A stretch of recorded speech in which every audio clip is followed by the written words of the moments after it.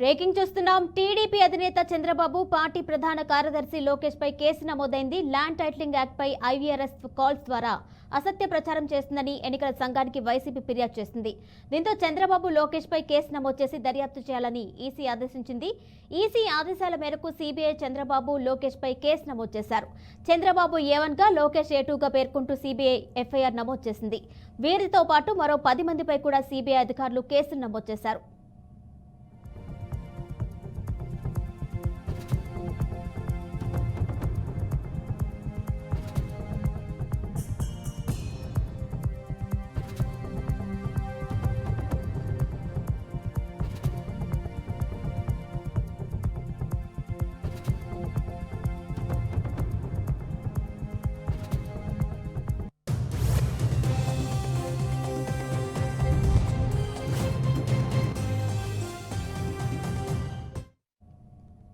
దీనిపై మరింత సమాచారం మా విజయవాడ ప్రతినిధి శ్రీనివాస్ అందిస్తారు. శ్రీనివాస్, చెప్పండి. ల్యాండ్ టైటిలింగ్ యాక్ట్ కి సంబంధించి ఐవీఆర్ఎస్ కాల్స్ ద్వారా టీడీపీ నేతలు అయితే ఆరోపణలు చేస్తున్నారు, అసత్య ప్రచారాలు చేస్తున్నారని చెప్పి వైసీపీ నేతలు కేసు నమోదు చేయడం జరిగింది. ఈ నేపథ్యంలోనే ఈసీ కూడా వారి మీద చర్యలు తీసుకోమని ఆదేశించడం జరిగింది. ఈ నేపథ్యంలోనే చంద్రబాబుని A1 గా, అలాగే లోకేష్ ని కూడా A2 గా నమోదు చేయడం జరిగింది. దానికి సంబంధించిన డీటెయిల్స్ ఇవ్వండి.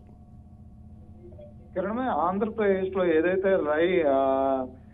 భూ హక్కులకు సంబంధించినప్పటి ల్యాండ్ టైటిల్ యాక్ట్ ఏదైతే ఉందో ఆ ల్యాండ్ టైటిల్ యాక్ట్ ని తీసుకురావాలని చెప్పని ఏపీ ప్రస్తుత ప్రభుత్వం వైఎస్ఆర్సీపీ భావించింది. ఆ నేపథ్యంలోనే మొదటిగా ఈ అంశాన్ని అన్ని రాష్ట్ర ప్రభుత్వాలకి కూడా నీతి ఆయోగ్ ద్వారా అన్ని రాష్ట్ర ప్రభుత్వాలకు కూడా సమాచారం ఇవ్వడం జరిగింది.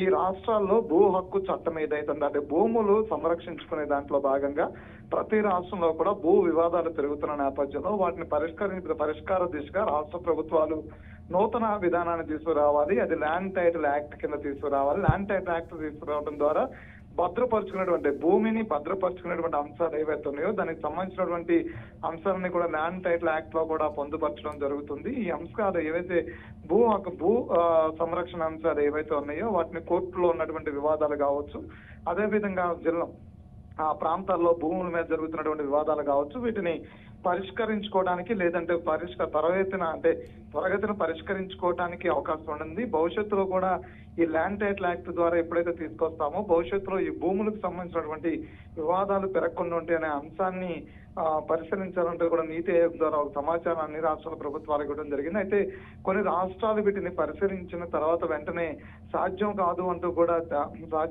చెప్తుంది. అయితే ఆంధ్రప్రదేశ్ ప్రభుత్వం మాత్రం ల్యాండ్ టైటిలింగ్ యాక్ట్ ఏదైతే ఉందో దీని మీద భూ పరిష్కారాలు ఏవైతే ఉన్నాయో ఇప్పటి వరకు కూడా చాలా భూములు కూడా వివాదాల్లో ఉన్న నేపథ్యంలో కూడా ఎవరి భూమి హక్కుదారులు వాళ్లే అయి ఉండాలనే అంశాన్ని పరిశీలిస్తాము. ల్యాండ్ టైటిల్ యాక్ట్ ఏదైతే ఉందో దాన్ని ఆంధ్రప్రదేశ్ లో తీసుకురావడం జరుగుతుందని చెప్పడం జరిగింది. అయితే దీన్ని ఇంకా పూర్తి స్థాయిలో చట్టం చేసే దిశగా తీసుకెళ్ళలేదు. అయితే దీన్ని చట్టం చేసే దిశగా తీసుకెళ్లాలంటే కేంద్ర ప్రభుత్వం నీతి ఆయోగ్ ద్వారా ఏ అయితే సూచనలు ఇస్తుందో అధికార యంత్రాంగాలు ఎవరు పనిచేయాలి, ఈ యాక్ట్ విధానాలు ఏంటనేది నీతి ఆయోగ్ ద్వారా ఎలాంటి సూచనలు అయితే ఉంటున్నాయి ఆ సూచనల ప్రకారం కూడా ముందుకెళ్లాల్సిన నేపథ్యం అయితే ఉంటుంది. అయితే ఇవన్నీ కూడా నడుస్తున్న నేపథ్యంలో మరొకసారి దీన్ని ప్రతిపక్ష పార్టీలు ఏవైతే ఉన్నాయో ఇప్పుడు జనసేన కావచ్చు, టీడీపీ కావచ్చు, కాంగ్రెస్ కావచ్చు, ఇతర ప్రతిపక్ష పార్టీలు ఏవైతే ఉన్నాయో ల్యాండ్ టైటిల్ యాక్ట్ మీద ఒక్కొక్కరు ఒక్కొక్క రకమైనటువంటి విధానాన్ని అవలంబించారు. బహిరంగ సభలు కావచ్చు, రోడ్ షోలో కావచ్చు, ల్యాండ్ టైటిల్ యాక్ట్ ద్వారా జగన్మోహన్ రెడ్డి రానున్న రోజుల్లో మీ భూముల్ని